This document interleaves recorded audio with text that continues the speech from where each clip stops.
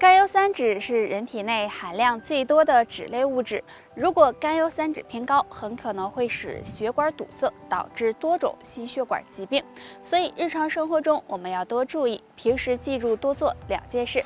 第一，多运动。生命在于运动，如果每天坚持运动，可以促进血液循环，提高身体的新陈代谢和免疫力，对甘油三酯的排出有很大帮助，而且还能起到保护血管的作用。第二，多喝水。大家应该都知道，多喝水对身体有很大好处。经常喝水可以帮助稀释血液，帮助身体补充水分，促进血液循环，降低血液的粘稠度。所以甘油三酯偏高的人养成多喝水的习惯，这样可以让血管更干净健康，预防心脑血管疾病的发生。除了多做上面这两件事外，还要少吃一种食物——高糖食物。高糖食物中含有大量的糖分，而糖分会在肝脏中转化为甘油三酯，容易导致甘油三酯升高。比如我们平时吃的饼干、蛋糕、各种饮料等，都属于高糖食物，所以应该少吃这类食物。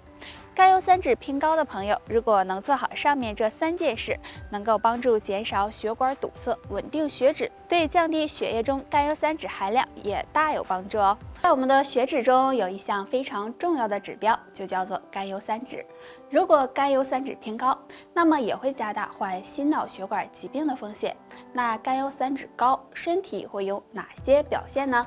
可能会出现脸黄疣、视力模糊、头晕目眩、口角歪斜等情况，所以大家要注意，平时呢尽量远离三种食物。首先，高盐食物。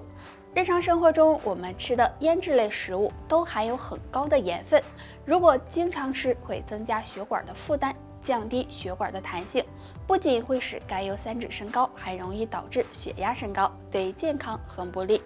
其次是油腻的食物，油腻食物也是很多中老年人爱吃的。那油腻食物是血管的杀手，如果经常吃，会影响到血液循环，使体内堆积毒素和垃圾，也会导致甘油三酯偏高。那最后是动物的内脏，很多人认为动物内脏很有营养，所以就会经常吃。但是对于甘油三酯高的人，动物内脏一定要远离，因为动物内脏中含有很多的胆固醇和脂肪，吃多了也会给血管增加负担，使甘油三酯偏高。上面这三种血管的杀手，希望大家能够忌口，这样对血管健康也有帮助，身体呢也会感激你哦。好了，本期内容到这里就结束了，大家还有什么疑问或者是建议，可以在评论区给我们留言，我们下期再见吧。